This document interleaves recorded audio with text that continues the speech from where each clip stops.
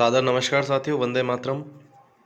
Sharma nursing academy के online platform पर मैं विपुल शर्मा आप सभी का ढेर सारा स्वागत करता हूं।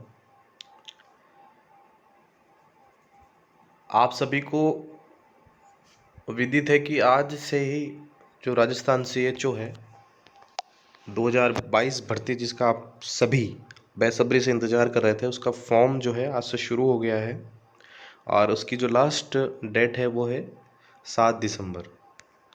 ठीक है साथियों, तो जल्द से जल्द फॉर्म भर देना, लास्ट डेट के भरोसे मत रहना। और जो भी साथी नए जुड़े हैं चैनल को सब्सक्राइब कर दें, जिससे डायरेक्टली आपको जो है नोटिफिकेशन आप तक पहुंच जाए जैसे ही क्लास स्टार्ट हो और आपको नोटिफिकेशन मिल जाए।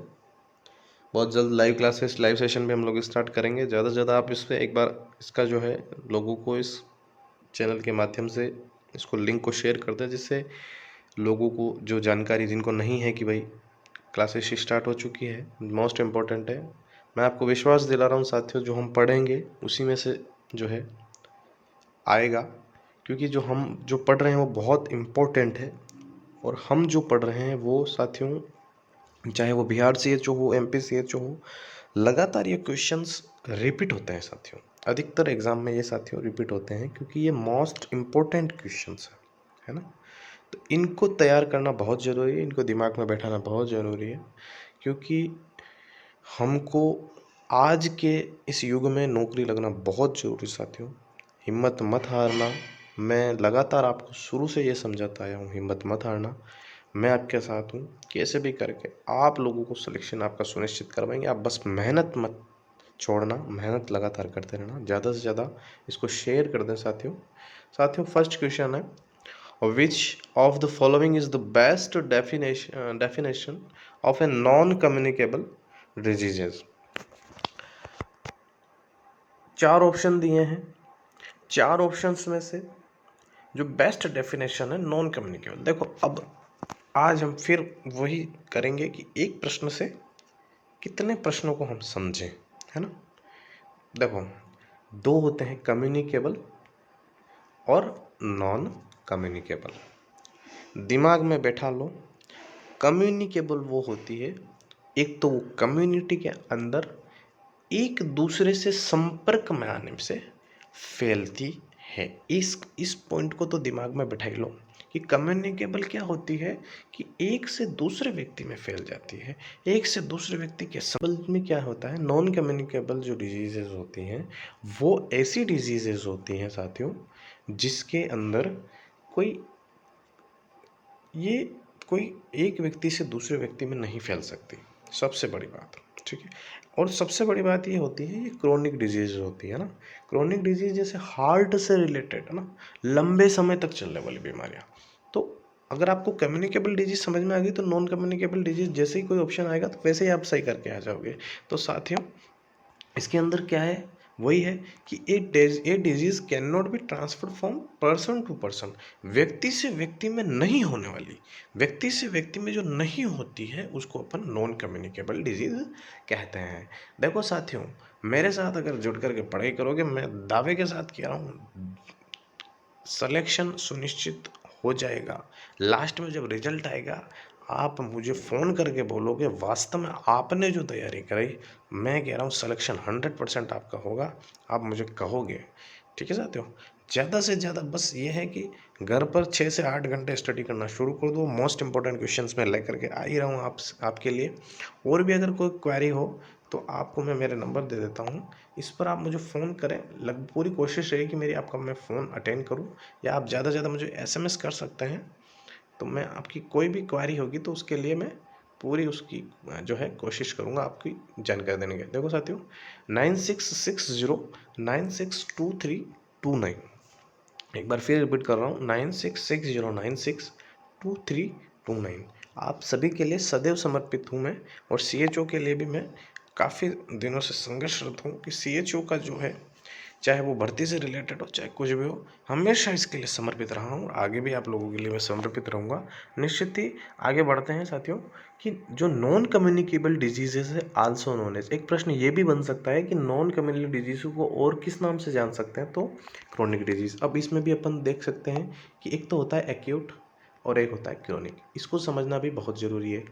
अब एक्यूट क्या होता है, क्रोनिक क्या होता है, बहुत आसान शब्दों में हम लोग पढ़ेंगे, हमको कोई बहुत बड़ा विषय हम इस चीज़ को नहीं लेंगे, बहुत आसानी से समझ सकें, इसीलिए इसका अपन ने जो है स्टार्ट किया है शर्मा नर्सिंग एकेडमी का, कि आसान भाषा में कैसे समझे, क्योंकि सब थोड़ी ज़्यादा इंटेलिजेंट होते हैं या सभी का इंग्लिश अच्छी, सबकी इंग्लिश अच्छी थोड़ी होती है। तो साथियों एक्यूट का मतलब होता है अचानक और कम समय में, ठीक है साथियों, अचानक और कम समय में होने वाली बीमारी। ध्यान रखना एक्यूट बहुत घातक होती है, क्योंकि अचानक जो बीमारी होती है वो बहुत घातक होती है, इसमें मृत्यु की संभावना भी अधिक होती है। क्रोनिक जो होती है वो लंबे समय तक चलने वाली बीमारी, क्रोनिक डिजीज इज ए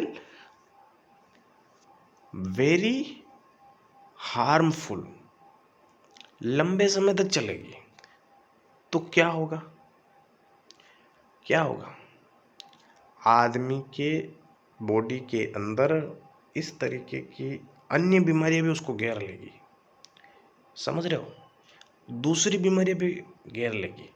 ठीक है, मृत्यु का खतरा इसमें कम है, लेकिन ये हार्मफुल है, क्योंकि ये बहुत दिक्कत पैदा करती है शरीर के अंदर।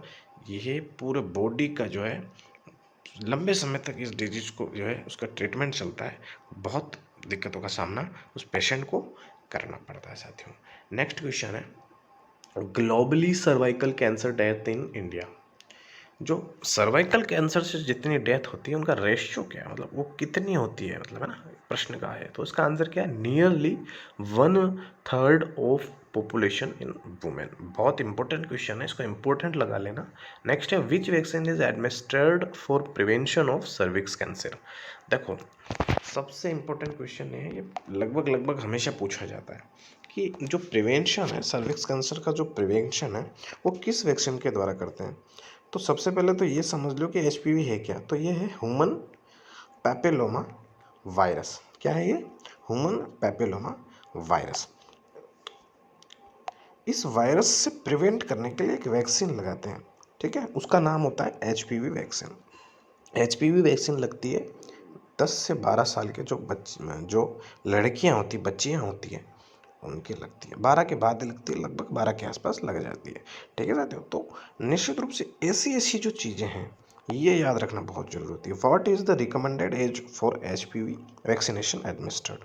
देखो प्रश्न आ भी गया कि जो एचपीवी वैक्सीन है वो कब लगती है, तो 10 से 12 एज में लगती है। HPV vaccine is stored in which temperature. जो वैक्सीन एचपीवी वैक्सीन होती है वो किस टेम्परेचर पर रखते हैं, तो इसका जो टेम्परेचर होता है नॉर्मल ही होता है ना, नॉर्मल टेम्परेचर ही होता है, 2 से 8 डिग्री लगभग जो वैक्सीन है उनका सबका 2 से 8 ही होता है, कुछ को छोड़ करके, ठीक है साथियों। What is dose and route of HPV vaccination. देखो what is dose and route, HPV vaccination की डोज कितनी है और उसका रूट क्या है, तो उसकी डोज तो है 0.5 ml और उसका जो रूट है वो है इंट्रामस्कुलर, है ना, 90 डिग्री पे ये लगता है। ये भी एक प्रश्न आ जाता है, देखो कभी कभी सीएचओ में बहुत सरल प्रश्न भी आ जाते हैं, पूछ लेते हैं आईएम कितने डिग्री पे लगता है, तो 90 डिग्री पे। अब कभी कभी जोश में आप 75 डिग्री करके आ जाओ तो ये गलत है।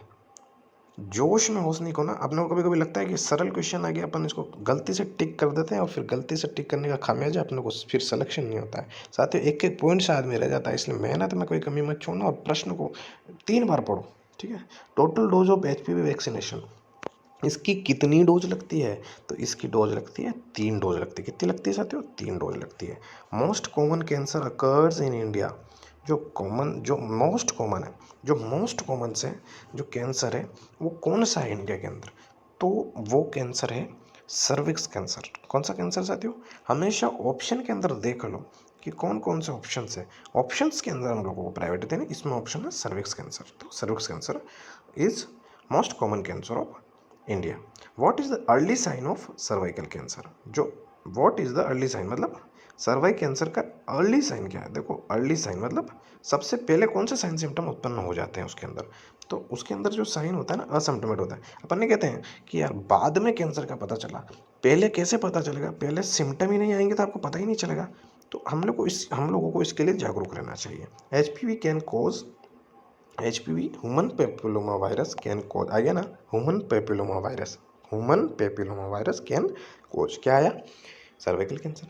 किस वायरस से? अपन ने ऊपर पढ़ा, क्या पढ़ा कि एचपीवी वायरस होता है, इसी कौन सा क्या कॉज करता है? सर्वाइकल कैंसर कॉज करता है। तो ऐसे क्वेश्चन कैसे भी घुमा फिरा करके पूछे जा सकते हैं। आज हमने जो पढ़ाई करी बहुत इंपॉर्टेंट है, इसमें से 5-6 क्वेश्चन लगभग पूछे जाते हैं। आगे भी मुझे विश्वास है कि ऐसे पूछेंगे। तो साथियों ज़्यादा से ज़्यादा इसको सब्सक्राइब करवा देना और उसको शेयर करवा देना, जिससे मुझे सकारात्मकता मिले और मुझे जो मैं अपना व्यस्ततम समय निकाल करके आपके बीच आता हूँ तो मुझे भी लगे कि हाँ मेरा समय निकालना जो है लोगों के लिए सार्थक हो रहा है। बहुत बहुत धन्यवाद साथियों, धन्यवाद।